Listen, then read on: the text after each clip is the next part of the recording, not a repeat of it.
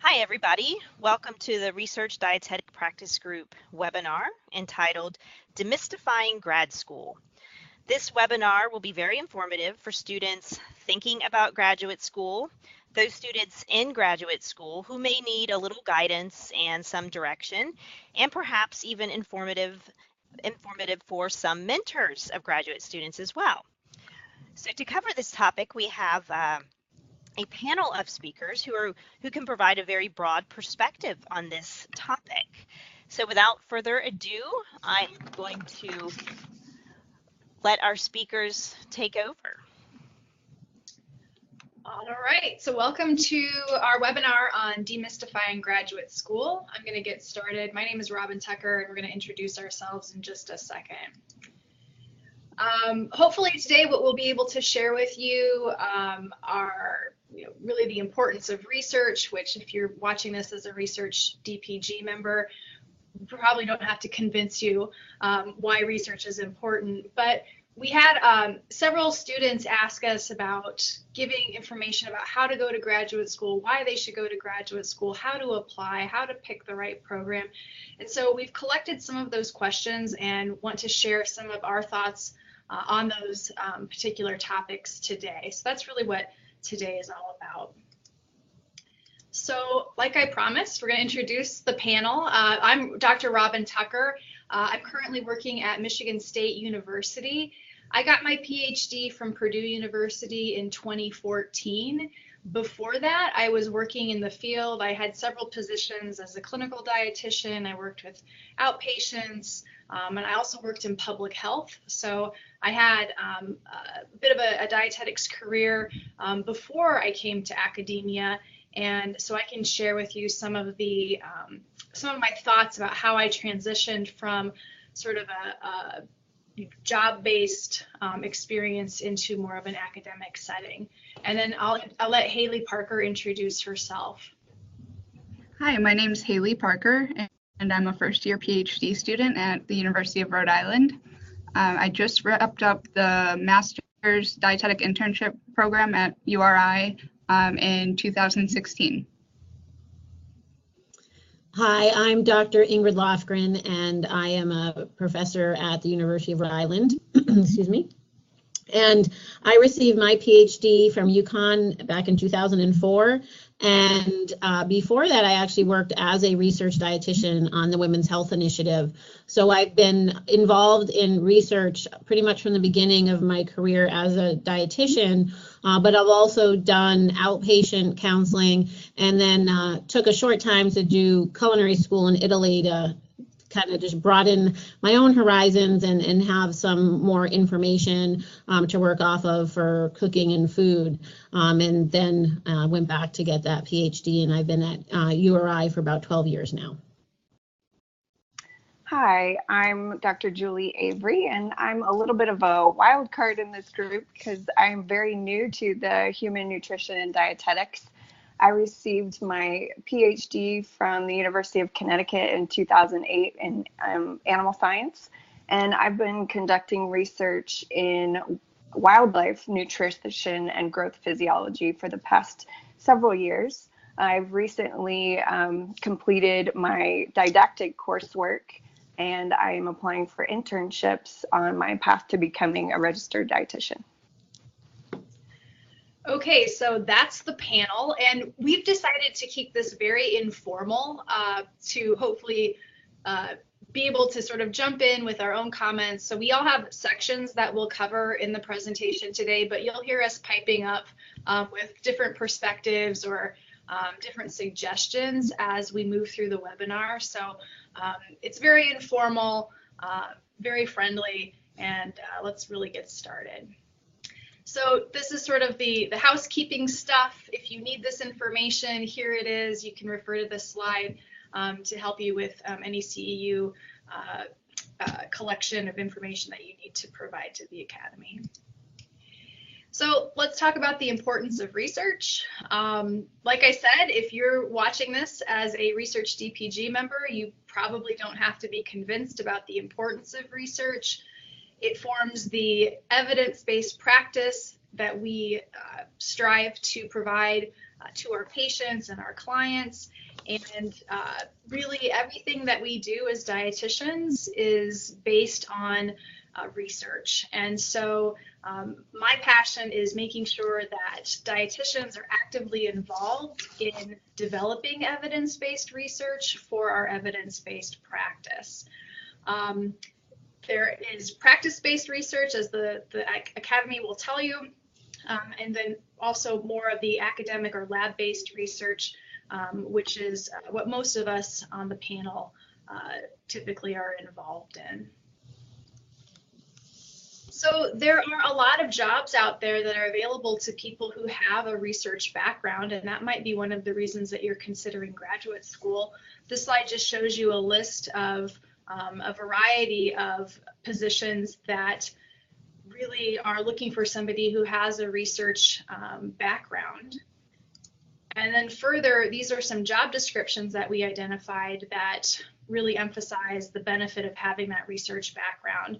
So you might not think that a health promotion specialist and research go hand in hand, but if you look towards the bottom of this slide, they're going to create innovative research-based and student-centered opportunities.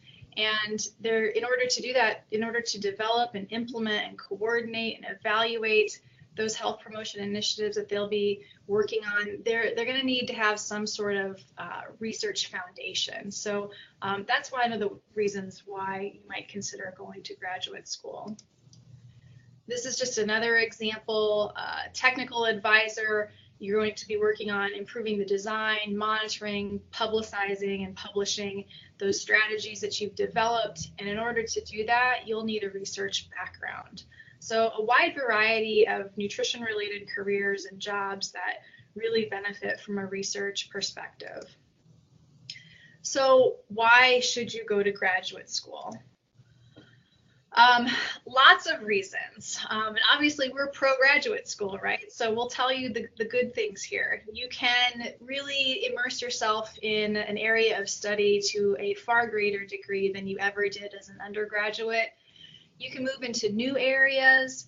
We've looked at some job descriptions, so there's the possibility for job advancement or getting your dream job, greater job mobility, so the more training you have, the higher the chances are that you'll move up in your organization to positions of leadership. And then if you're thinking about the PhD, there is a drastic shortage of PhD dietitians. So lots of job opportunities for people who are holding these degrees and credentials. And so that is attractive to a lot of people. You should not go to grad school because you've got nothing better to do, or you're trying to figure out where you want to go in your career. It's not something that you dabble in. It's not something that you do that if you're not quite ready to have a quote unquote real job. Graduate school is tough, and I don't want to undersell that, and anyone else can jump in here, but you need to find something, a program that really speaks to you, will help you to do things that you're really, really interested in, because there will be days where you don't want to do it anymore. And if you're not at least interested or passionate about what you're doing, it becomes really, really difficult to stick with it. So we'll talk to you about how to choose the right mentor or advisor, how to choose the right program. And it really is something that you really need to be fully invested in and really, really want to do, because it is not easy. Robin, I'm just going to jump in for a second. This is Ingrid. And I think one thing that we do certainly want to emphasize, like Robin said, that there's a lot of work. And while many people may eventually do graduate school, it is important to think about the timing of it and when it is going to fit in with what else is going on for you, in terms of sometimes I'll meet a student who's interested, but it's maybe not until 2 or 3 years later that we might actually see the application for that person, because maybe they wanted to try some classes, maybe they needed some more prereqs, or just maybe the job they were in, they were still really enjoying it, but they did see maybe down the road they were going to want to have that graduate degree in nutrition, or maybe nutrition communication, whatever it may be. But there are sometimes times in life when it just also not only interested, but it might be a better fit as well. And that's also something to think about as well. Definitely. And Anyone else have anything to add before I move yeah, on? this is Julie, and I would just also like to add that you really have to go at a time when you're passionate about furthering your education, because it is very challenging and it's exciting and challenging. But if you go into graduate school as a default, because you don't have anything else to do, you're going to get burned out really quickly. Whereas if you go in when you're passionate and excited about it, that's going to help get you through the program, and you'll get a lot more out of the program if you go in with a positive mindset and really excited about what you're going to learn and get from graduate school. And I'll also add too that I think I didn't go straight through. I didn't go from bachelor's to master's to PhD. I took time off between all of my degrees and worked. And I think that that was really helpful because I was able to figure out what I was really interested in and what I needed from the program. And that really helped me focus on what I wanted to do, as well as be able to figure out which programs would be best for me. So there's nothing that says that you need to go straight through. Take your time and really make the commitment, because it's a time commitment. It's a financial commitment, especially if you're paying your own way. It's loss of income if you're a full-time student. So all of that being said, those are just the caveats. But we want you to go into this with your eyes wide open. But personally, I had a great experience in graduate school and wouldn't hesitate to do it again. But full disclosure. Just so you know how graduate programs differ from your bachelor's degree, even though it looks like there might be fewer credits, you'll still be working very, very hard. And these classes are time consuming. You can't just sort of skate through and not devote yourself to the material. Graduate school is great for people who are self-motivated and can get themselves to do things. There's not a lot of hand-holding in graduate school. Instructors are not going to be chasing you down and begging you to turn assignments in. You need to be in charge of your own learning. And that's what I really enjoyed about graduate school, because I could really, dive into the stuff that was really interesting to me. And so that was one of the things that I really enjoyed. It's more challenging, as you might expect. You're going to, the next level here. So there's more reading, there's more writing, more projects, just more of everything. And then depending on your program, if you're doing a master's degree, you might be doing a research thesis, or here at MSU, we have a project option, which is maybe not as much in terms of statistics as the thesis is, but they're more or less the same. And then the dissertation is done by a PhD student. So that's just sort of a thesis on steroids. It's usually much longer. More studies are being done in order to get the PhD degree.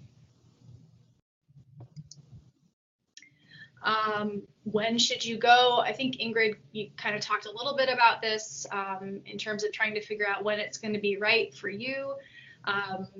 If you can, I recommend that you work first to get an idea of what the field is about, really where you're passionate, what you're interested in learning more about.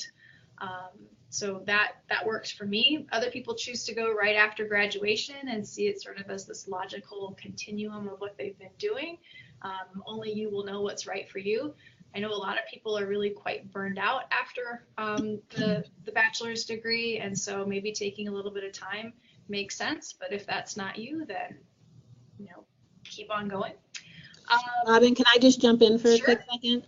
I think too that idea of taking time. Some of the things that I've seen with students who have decided to take time is they might even decide to do their graduate work in something like one of the big areas that we tend to see is getting an MBA, especially if folks are interested in having their own practice or doing something that might have a little bit more of a business feel, maybe more interested in management. And so sometimes that time away from school and experiencing work on its own provides some of that feedback for yourself and reflection time. But also, if you do decide to go in right after graduation to graduate school, thinking about how, what might be some different ways to I guess personalize or individualize what classes you take, and are there ways to maybe try out some of these different things. So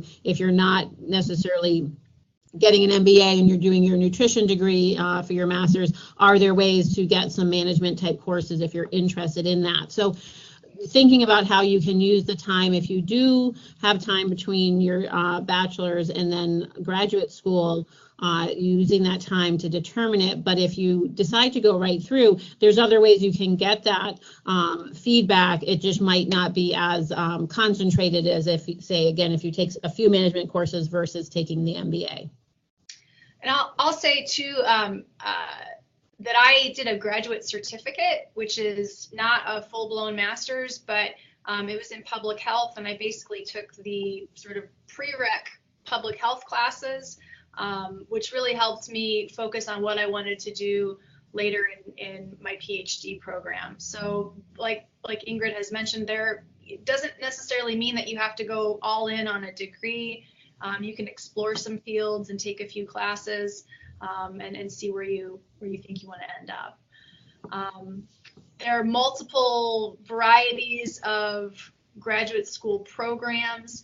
The master's level program, there are a lot of options, especially online options, although there are some online PhD options, which makes it convenient wherever you are in the country. You may be able to do these programs online.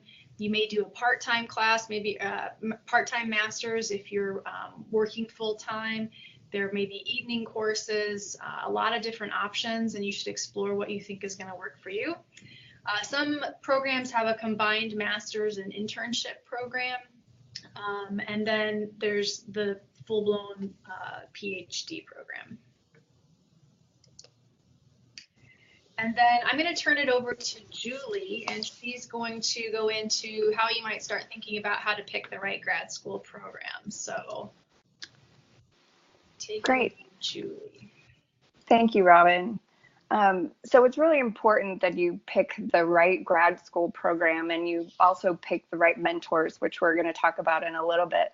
But how do you start this search? Sometimes it seems a little bit overwhelming, but the Academy has a great resource for you to start looking and searching for graduate programs.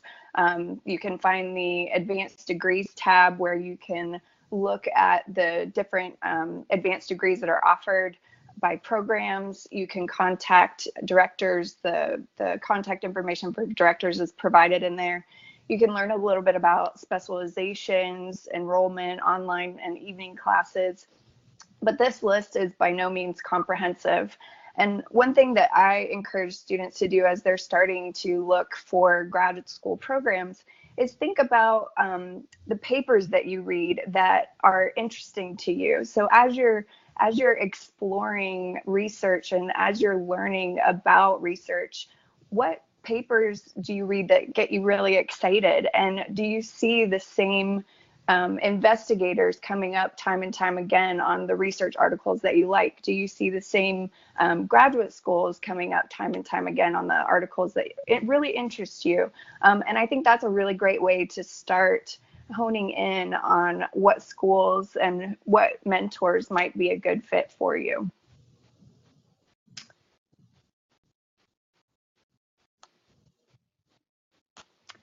Okay, great. So how to pick the right grad school program? All programs are different, and they all have pros and cons, and they have different strengths and weaknesses. And so the next couple slides, we're going to talk about research-based programs rather than internship-based graduate programs to help you get a better understanding or a little bit more knowledge about how to choose these research-based programs. So you really want to think about what is your ultimate goal in getting graduate training? Are you wanting to have a teaching-focused career or a research-focused career? And these two things are are very different. You can get very different training at different types of universities. Some universities will provide you a little bit more teaching experience, and other universities are going to provide you a little bit more strength and research base. So really think about what your ultimate goal is. Do you want to work at maybe a master's level institution where you're doing a lot of teaching, or do you want to work at maybe a PhD level institution where you're more research focused in your career? Julie, I'm just going to jump in. Ooh, can we go back to that slide? Sorry. Oh, yeah, sorry, I apologize. Yeah. And one thing, if you are thinking about these things, the teaching or research focus, and you're not sure where you might want to go, one thing to think about is thinking about some of the faculty that you've had in your undergraduate, even if it was a while ago, and maybe you're thinking about coming back to school, but talking with some of those faculty that you really enjoyed, and, talking to them about, are you more teaching? Are you more research? What does your day look like? What kind of things are you doing? And so sometimes that's also helpful to hear. You want to be thinking about yourself, but talking with folks that you look up to and you felt like you learned from, whether it be in a classroom or maybe you did an independent study with them. There's ways to kind of do almost like informational interviews with faculty to talk about what they've liked and what they've done so far. Yeah, absolutely. That's a great point, Ingrid. Using those resources that are available to you to get a better feel for what your daily life would look like as a teaching focused faculty or research focused faculty. So again, what is your ultimate goal? Are you interested in teaching, or do you want to be more focused on research in your career? And I'll just add a little personal note here. So I started my academic career in a primarily teaching institution where I was required to do research, and it was about a 50-50 split of teaching and research. And while I love teaching, I realized that wasn't the best fit for me. And so I've switched to a more research focused career now, where I'm still doing research, or still doing teaching, but at a much smaller scale than what I was doing before. So in my teaching institution, I was teaching 7 classes a year. Now I teach about 1 class a year. So a big change in those 2 types of position. So if you want to do research, you really want to look for large, well-known schools that do a lot of research. And this is where you're going to get a good diversity of experience.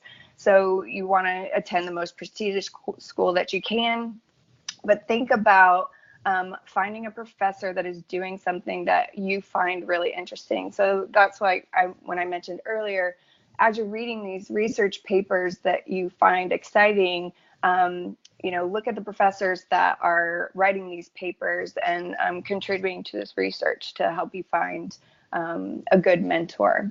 And then contact them and see if they're taking students.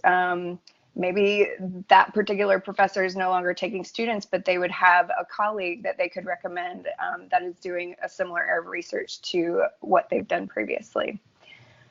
If teaching is your goal and you want a tenure track position, the school's reputation for research is slightly less important, but your publication record coming from graduate school will still be important. So of course, whether you're doing research or teaching position, publication record is going to be important regardless. Did anyone want to add anything to this slide? Yeah, Robin. This is Robin. I'll just say that you may be the perfect student and fit in my lab perfectly, and it's a dream come true. But if I don't have funding for you, then it's not you, it's me. I can't take you this year. So there's a little bit of luck sometimes in sort of connecting with someone. So funding is important in these sort of research focused institutions. So I'll just throw that out there, and I don't know if anybody else has any comments, but. I want to follow up on that, Robin. This is Ingrid. You know, that idea of there could be the perfect fit, but it's not just the fit that's considered. It might be whether, you know, sometimes departments will only, the way they're set up, maybe departments are only going to take a certain amount of students, and there might be 6 faculty, but maybe they're only taking 3 a year, or it could be the funding. There's a lot of different things that play into it, and I'll relay a personal experience of my own where I was looking into actually a postdoctoral position, and I met with someone 3 or 4 times and folks in her lab, and then afterwards after those meetings, she said, you know, she'd always promised herself just to take 1 postdoctoral student because the training that she wanted to provide, and she didn't feel like the training would be as robust as she wanted if she had 2. So again, it was one of those, and I had contacted her a couple months after the first person had. So again, it's one of those where, as Robin said, it's not you, it is me, and where the person really, there's so many things that come into play on whether or not a student is accepted into a program, and it's not just based off of interest and the fit of the student with the advisor. Yeah, that's a great point. That research funding is so critical and important, and I think that highlights the fact of contacting potential mentors very early in the process, because maybe your ideal mentor doesn't have funding now, but maybe in a year or 2 years they will have funding. I've also had students, interested students, work on grant proposals with me prior to their application to graduate school, especially PhD level students. And so if you have an idea that you think can get funded, you can work with someone prior to going to graduate school to try to get funding for that research. And that's definitely an option, but it's going to take a year or 2 years or longer to go through that grant writing, grant submission, and funding process. So it's good to contact people well in advance of when you want to actually go to graduate school.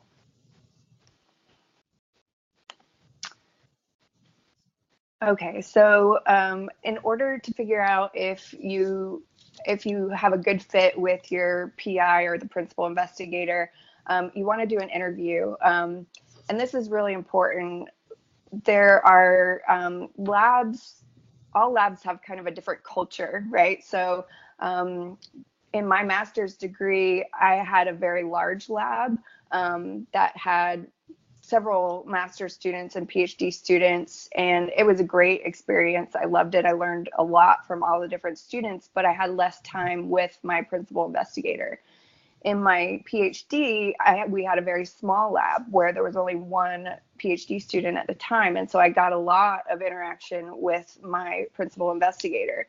And like I said earlier, there's pros and cons to different schools and different mentors' strategies. And so you need to think about what's good for you. And interviewing not only the PI, but interviewing their current students, their past students, to help understand how the investigator works, what their training philosophy is, what the culture is in the lab. All of those things are really important for you to know yourself, what you need to get through grad school, and understand a little bit more about the culture in the lab and how that's going to contribute to your education.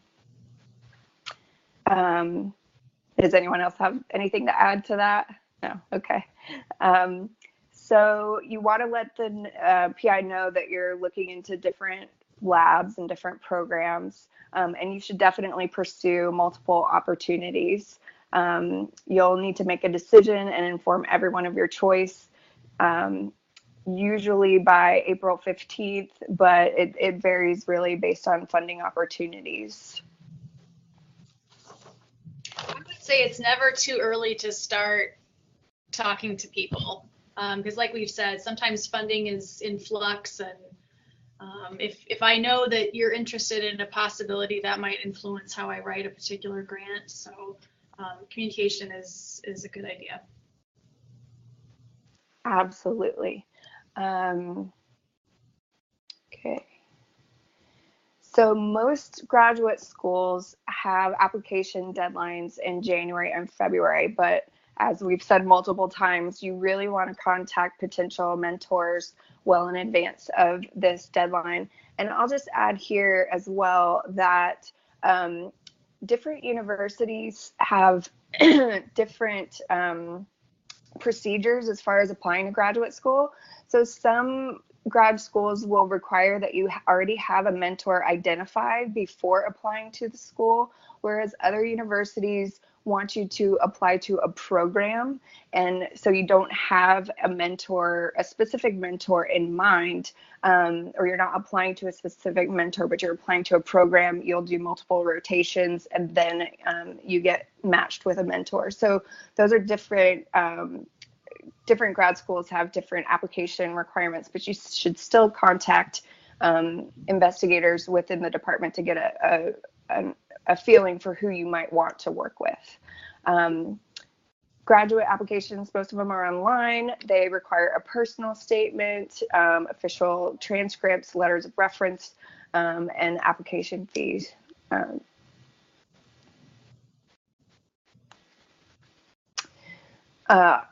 Are the GREs needed? Yes, they are needed. I think there's a very few graduate schools that wouldn't require the GREs. I can't think of any off the top of my head. I know that some institutions, if you were an exceptional undergrad at that institution, they may waive your GREs to apply to graduate school, but that's not the norm. That's rare. So you need the GREs, study. They can play a very big part, not only in you getting into the program, but also determining whether you get scholarships or teaching or research assistantships. So the better you do on the GREs, the more likely you are to get funding through scholarships or assistantships. To do well on the GREs, study using multiple methods: books, apps, notes, practice exams, study groups, whatever you need to do well. And I always suggest that since the GRE is computer-based, make sure you are practicing and taking computer-based tests. You don't want to practice on paper and then take the real exam on computer, because it really does kind of mess with you a little bit. It's much better to take the practice exams in the same method that you're going to take the real exam. How do you pay for graduate school? Well, there's three options, really. You pay yourself out of pocket, an employer pays for you, or you can obtain a research or teaching assistantship. And as we mentioned before, there's lots of paths to grad school, and you don't have to go straight through from undergrad to grad school. And getting a job and employment experience, you may find out that your employer offers either reimbursement for going to graduate school, or they'll pay upfront for you to go to grad school. And so that's a fantastic way to afford being able to go to graduate school. A lot of employers have very robust and generous education reimbursement programs. Obtaining research and teaching assistantships. This is a great option. Again, you really need to do this early, contact your mentor early, but assistantships offer the benefit of tuition waivers or paying your tuition. They also offer health insurance and a stipend that you can live on. It's not a huge amount of money, but it's often enough to live on. So. Julie, I just want to jump in for a minute here. Yes. Sometimes students will be hesitant about asking if someone's meeting with me about working in, I'm not sure where that, sorry, let's see if we can get that to stop. Okay, so in terms of students, sometimes when they're talking, we may be very hesitant about asking about the availability of assistantships, I think, because it is talking about money in some ways. And I always like to assure students that it is okay, and I welcome the discussion about the availability of assistantships. If students are asking me about that and working in relation to working in my lab, means they've probably done a fair amount of research on what it means to go to grad school. So when someone asks, are there any research assistantships available in your lab? If not, are there teaching assistantships available in the department or in the college? How do I go about getting that information? Some schools have separate applications. So I think, that is a conversation that you don't have to feel shy about having with potential advisors. Again, I think to many of us, and Robin and Julie and Haley certainly let me, add to that in terms of it might feel a little awkward bringing it up, but it's not awkward from the advisor standpoint, because like I say, to me, it means you've really been looking into what it is going to be to do grad school. I would just also add that if they're departmental teaching assistantships or research assistantships, these are often set amounts of money. So even if you're a superstar, it's not like I can give you an extra couple grand. We are only allowed to give what the standard is. So you can't really bargain or haggle, unfortunately. So just so you know. Yeah.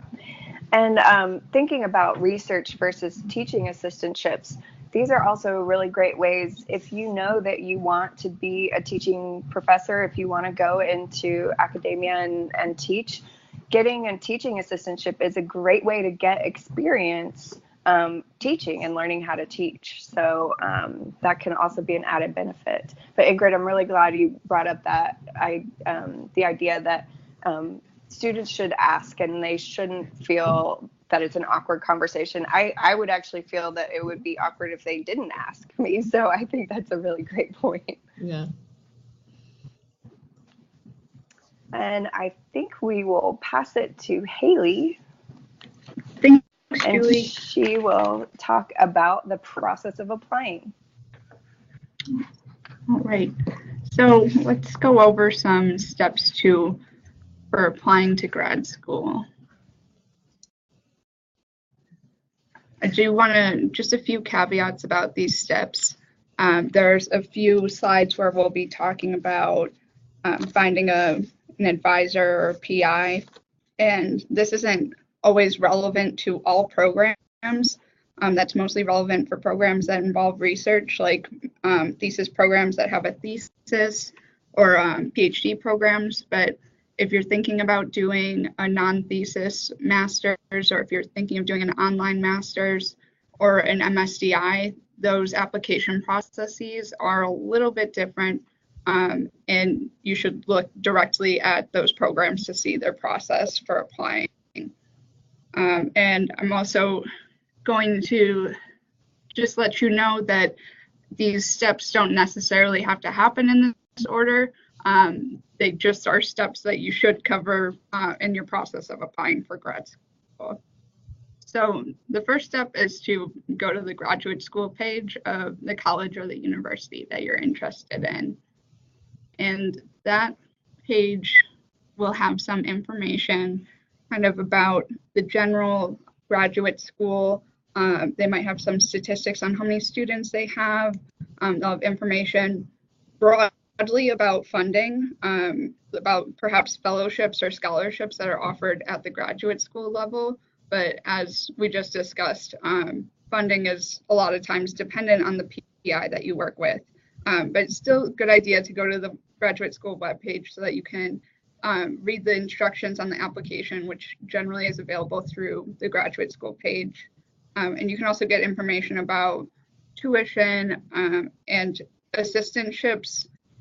A lot of times, often that is something you would talk to your PI about, but the stipend amount is oftentimes set for those assistantships and usually available through the graduate school web pages.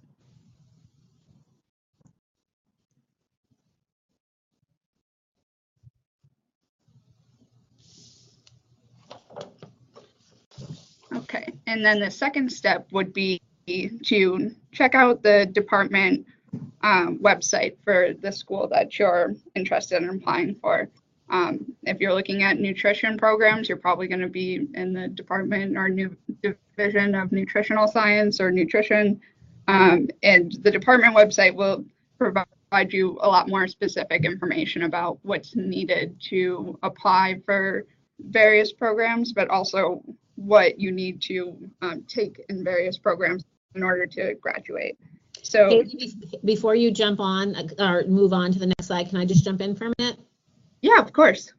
So one thing that I would definitely highlight for folks, especially with so much being available online that the graduate school provides, that the programs provide, that individual faculty members may be providing, is to really spend a fair amount of time looking at these resources.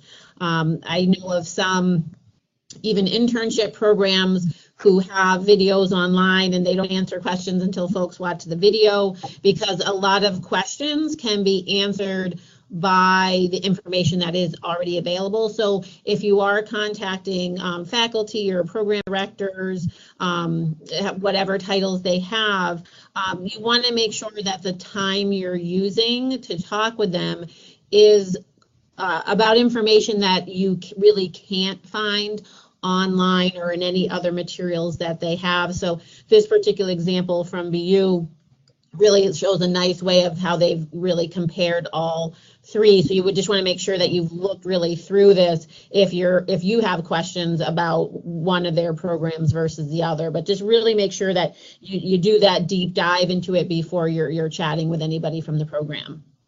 Ingrid, that's a really good point. Yeah, like along with the specifics of the program, the application process will oftentimes be outlined on the graduate school webpage, and you don't want to waste your time asking a PI about that and being, you want to try to be resourceful and find all the information that you are able to find. So the graduate school program or department web pages will have a lot of detailed information. This table from BU is incredibly detailed, but you can find out about the program emphasis and the courses that you need and all sorts of different information. And you really just, as Ingrid said, pick through all of the information that's available to you, and then you can be collecting questions about things that aren't covered through the program websites. So the third step is to start thinking about the people that you might want to work with and finding information on them. And like I said, these steps might happen in a different order, depending on if you have somebody in mind already. You might start here and then work your way backwards. But either way, it's important to start thinking about individual faculty members who have research that interests you. Like Julie mentioned earlier, if you're thinking about people's papers that you read often that are really interesting, or if you see a bunch of research that's all coming from the same department, then you want to go to those department web pages and start clicking on the faculty profiles. And the faculty profiles will have they'll have a really quick bio, usually about the professor, their research interests and background, and it'll also have oftentimes a CV that you can download. And a CV is basically an extended research-based resume. And if you download their CV, you can get an idea of what their background is like and what their research interests are. It will have a list of their publications and research interests. Also, oftentimes they list grant funding and just the various research projects that they're involved with. But it's important to remember that CVs change often and it's hard to keep them updated on these web pages.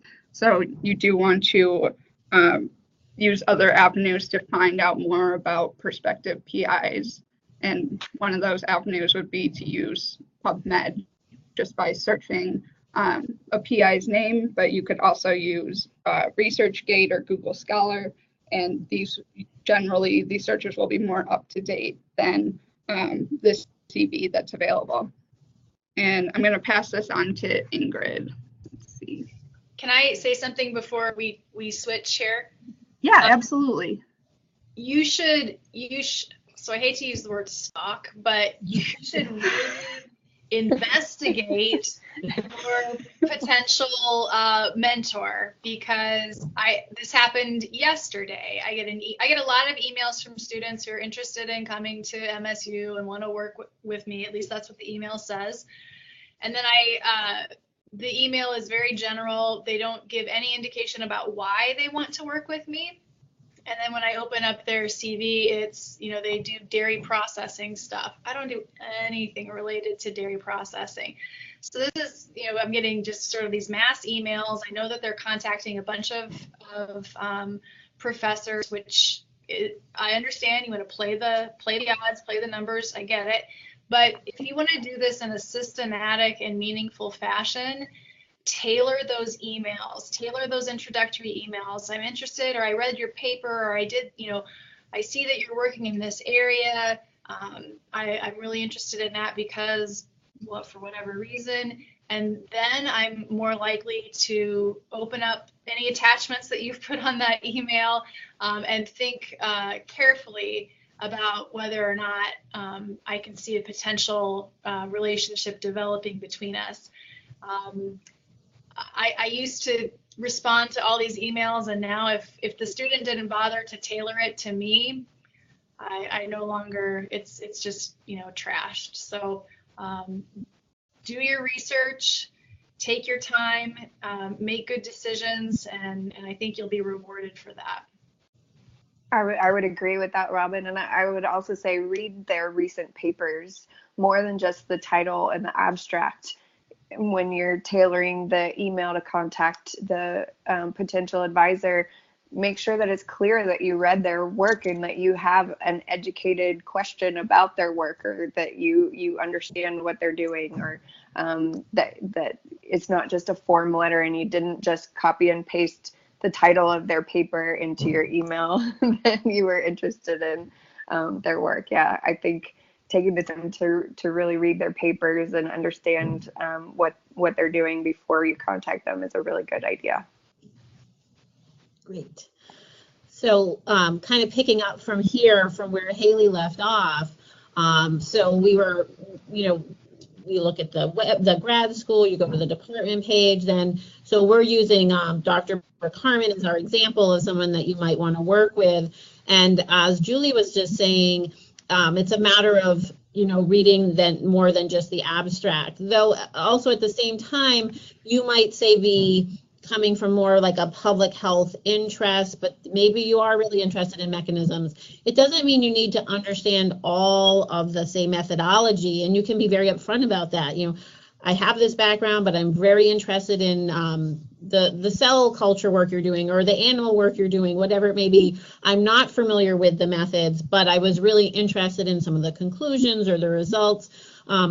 That's some ways that you can really show that you are tailoring, as Robin said, to the person you're writing to. But like Julie said, to kind of doing more than you're showing more than you just read the abstract.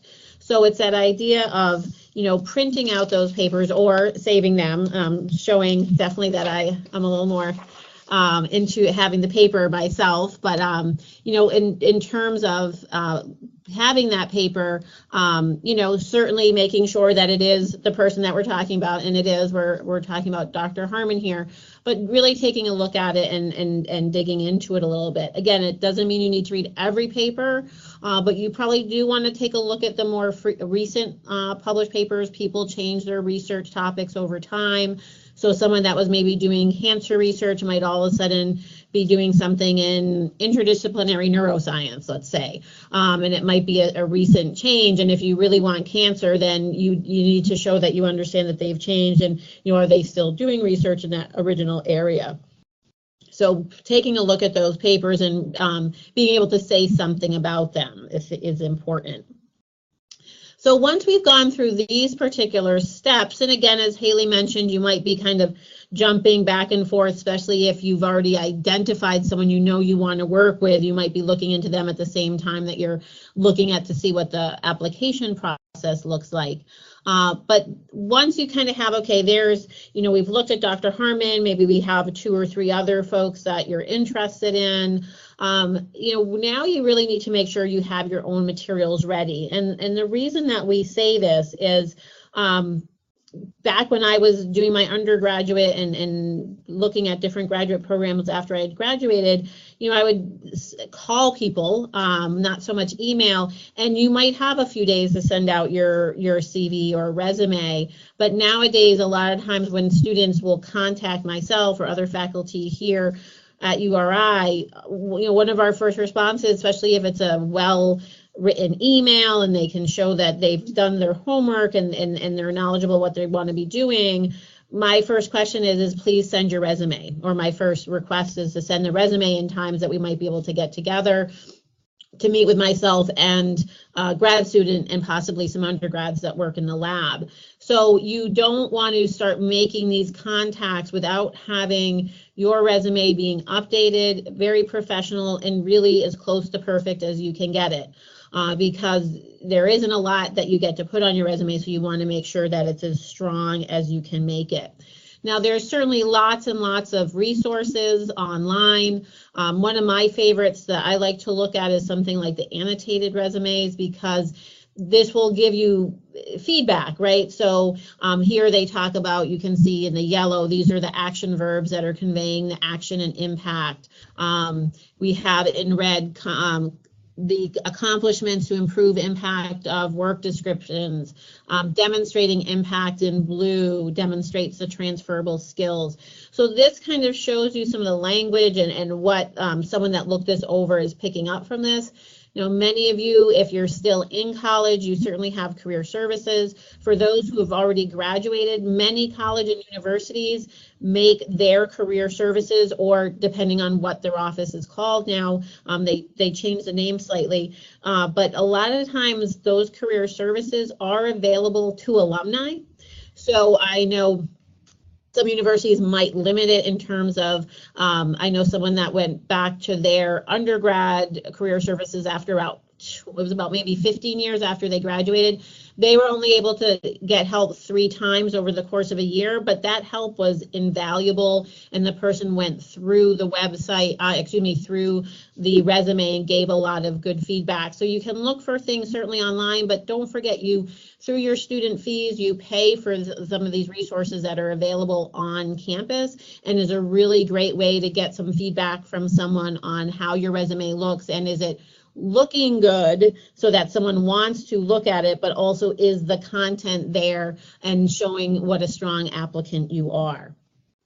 Does anybody want to add anything to that? Okay. So we now have our updated resume.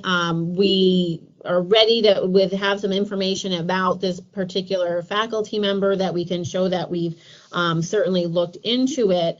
So the next thing would be to make contact, and certainly, drafting up an email, sharing it with a friend, or again, if you're still in school, showing it to a faculty member, how does this sound? And once you've done a few of them, you kind of get into the rhythm, but you want to remember, when you're writing this email, you are not writing it to your friend, and you're not texting a family member about something. This is a professional email that you're sending, and you want to make sure that it is professional, things are spelled properly, all of those things.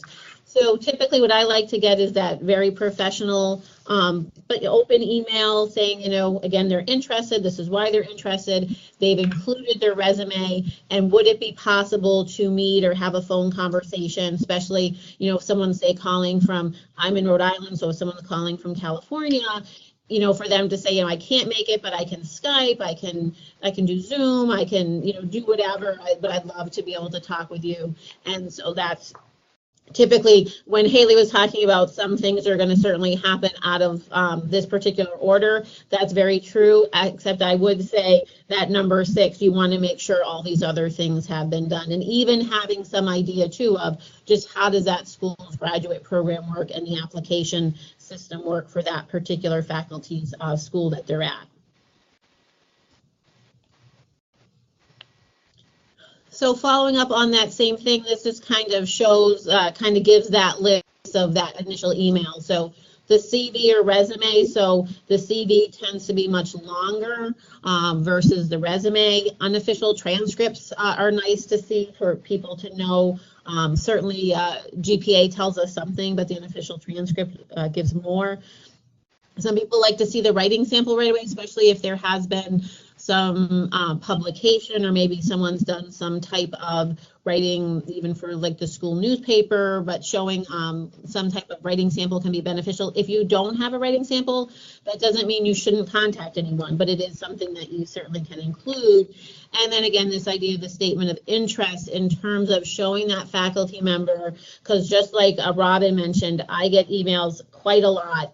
And sometimes they've even forgotten to change the university name in that email. So it says, to Dr. Lofgren, I'm really interested in your work, at the, University of Florida. And I just think, oh, you might be a great student, but this just does not look good for you.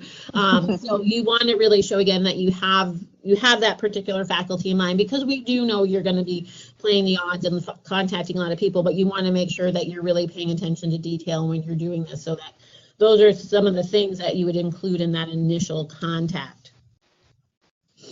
I would add too that either your career services or potentially a writing center at your university could be really beneficial in not only helping you to craft and revise your CV and resume, but also in crafting those initial emails that you're sending to your potential mentors. So just to get another pair of eyes on it, make sure that your grammar is appropriate, and that you the level of professionalism is appropriate.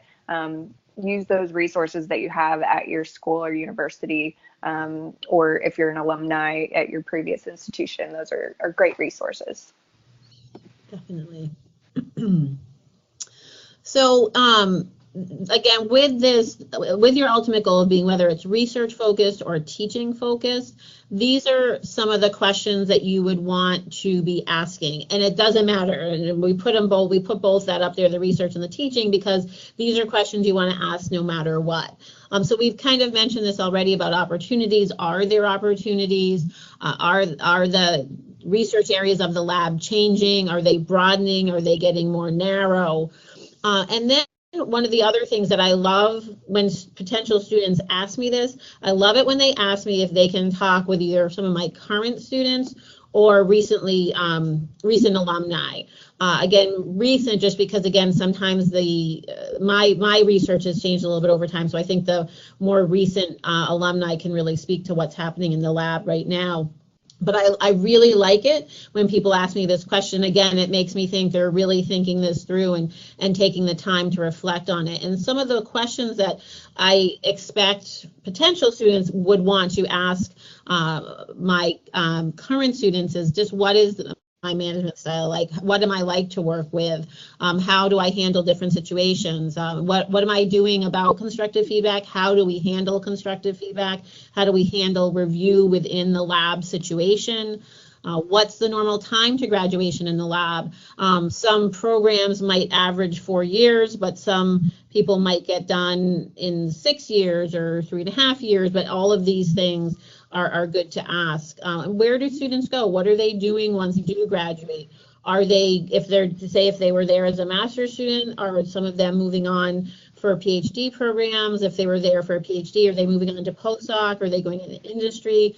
Are the students more interested that are coming from that lab? Is it, going into nonprofits? And not that the job tells you exactly how everything works in that lab, but it just gives you a little bit more information.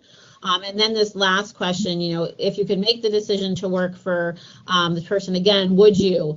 And again, I assume students ask this question. I don't really know, because once prospective students talk with my current, I don't quiz them on what questions were asked, but these are the type of things that I am certainly, when I was a grad student, this is the information that I would share with other potential students, and that potential students were asking me.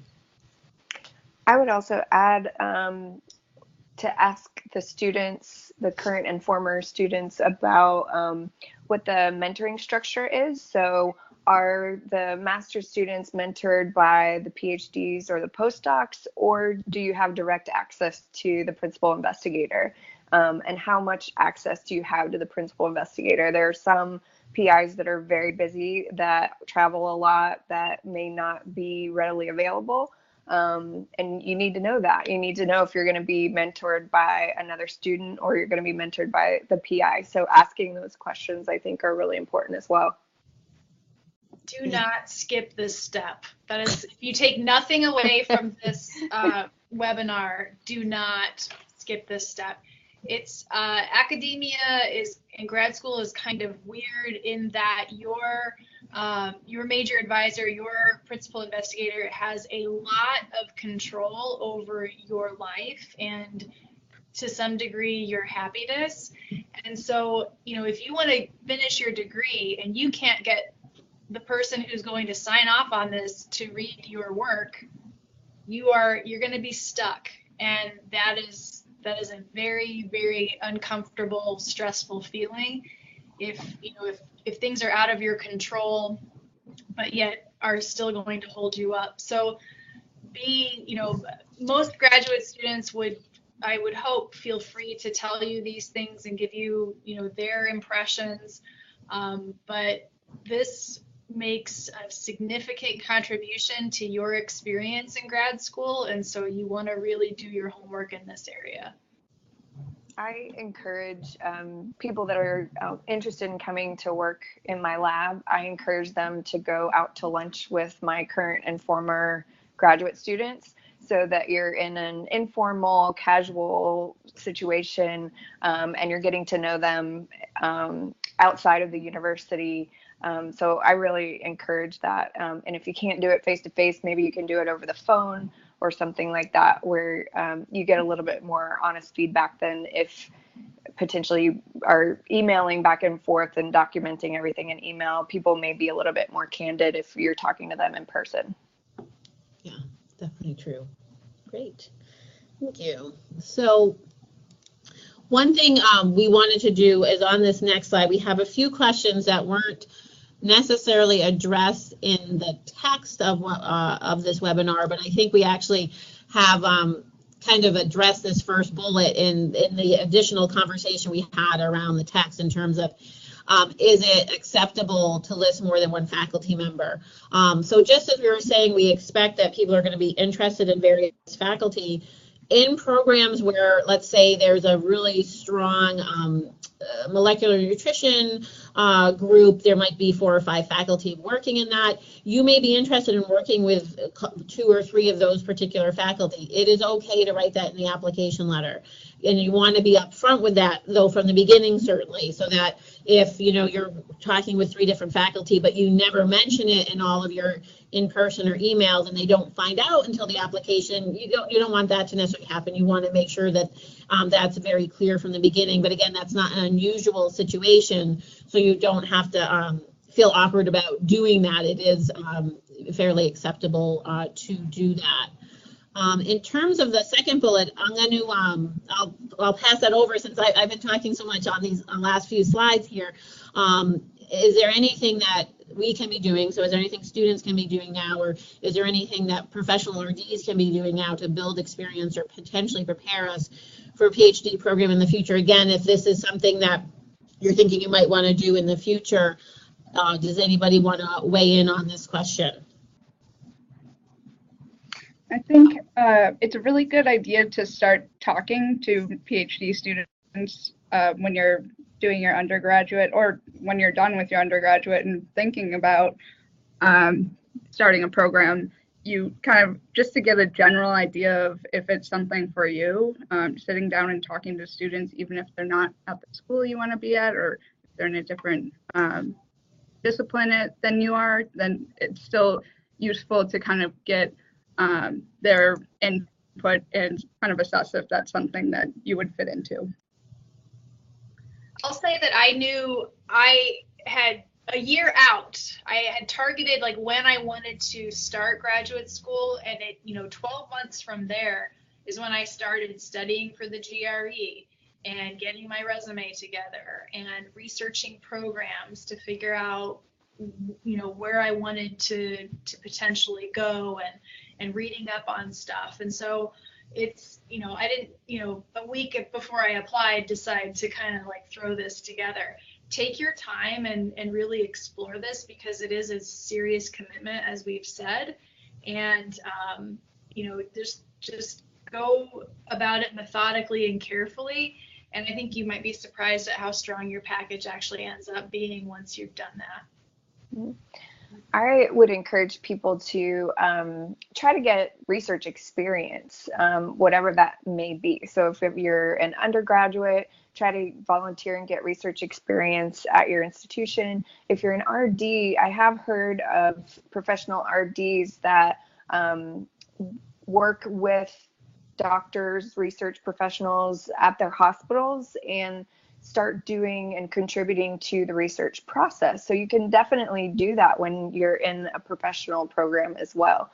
But see, if you're going to do a PhD program, you're going to do research. So you want to see if you like research and if you enjoy it. So you want to try and get a little bit of experience doing research and see if that's something that you do enjoy. Exactly. And as Haley mentioned earlier, if you're going to be doing a master's program where there isn't a thesis involved, it might be slightly different. But as Robin pointed out, a lot of times those project-based masters, you're still doing some research. So whether you think a PhD, a master's, with or without a thesis, is in the future, getting some of that experience, whether it be at a university or college you're at now, or if you're working in a hospital or a community center, a lot of times there are some connections with folks that are doing some research. Again, whether it's lab bench based, community based, just getting that experience is really good, and being able to kind of start being fluent in talking about research. The last question, again, these are questions that we got directly from students, and we realize that we're not answering every question that was received when the call was put out about questions about this, but certainly we're hoping that we hit a lot of them. So one of the other questions that came up a number of times was this issue about interdisciplinary interests. So if you have an interest, a kind that goes across a lot, or more than one, I should say, field, what kind of suggestions do we have for someone like that? And I would say what we just said on that second bullet, in terms of talking with folks that are in those type of labs, or doing that type of research, or even doing that work, say out in the community, or for say like industry, talking with them about what kind of experiences did they have, and what kind of experiences do they think made them competitive, and what have been keeping them in the game, and what have they enjoyed about it, would be probably some of the ways to do that. In terms of programs, I would say that takes a little bit more time. There are some programs that are very interdisciplinary, and there is always that multiple programs involved in the research, where sometimes, again, if you're looking at just one particular issue, you might have less of that interdisciplinary aspect to it. But I didn't know if anybody else wanted to add to that one. So at my PhD institution, we had a lot of students that were doing both molecular nutrition and exercise science. And so there was two different departments at two different colleges within the university, the nutrition department and the kinesiology department, but there were multiple investigators in both departments that worked synergistically together. And so I think when you contact PI, you can ask about their research, if they collaborate with someone in another field that you're interested in. And, interdisciplinary research is really where things go. And so I think creating a unique program that really fits your interests is really excellent. And you should talk to your investigator, your principal investigator that you're interested in working with. Talk with them and find out who they collaborate with, and if there is an option to cross disciplines and do a project that is really interdisciplinary. Great. All right, well, I want to thank everybody for participating, and we're going to leave you with this last slide, where we have provided our contact information. All for the four of us, we all felt like email was really the best way to contact us rather than phones. We've provided our email addresses. So if people have additional questions, you know a little bit about our background, it might make sense to contact one versus the other, or any of us can maybe answer some of your additional questions. So we'd like to thank you so much for listening to the webinar. Hopefully we answered some of your questions about demystifying grad school, and that you feel like you have some steps that you can move forward from here. On behalf of the Research Dietetic Practice Group, I'd like to thank our panel of speakers and our viewers for checking out the webinar. If you are not a member of the Research Dietetic Practice Group, we hope that you would consider joining. There are many member benefits and perks that you can check out on our website. The student membership is only $10, and to become a full active member, it is $30. And lastly, don't forget to download your CEU certificate for watching the webinar, and also the PowerPoint slides are available for your reference as well.